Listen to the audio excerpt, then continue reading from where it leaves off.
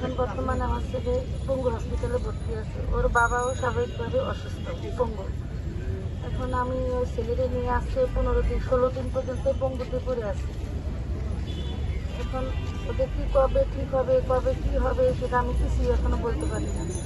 বিচার চাই, যারা এই কাম করছে তাদের শাস্তি দেওয়া হোক। আমার মতন আরো মারা রাস্তায় পড়ে কাঁদতেছে, তাদের কি হইতেছে আমি নিজে বুঝতে পারতেছি।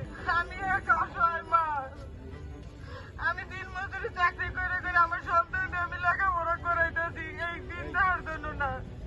লেখাপড়া করাইতে পারছি না, সবাই মনে করে ছাত্র আসলে মা আমার বলে ফেলার নাম ঠিকানা ঠিক মনে আমার মতন মূর্খ বহুত কষ্টে মনে করেন আমি এটিকে পালছি, কষ্ট করছে বিক্রি করে হইলে মনে করেন খাবে।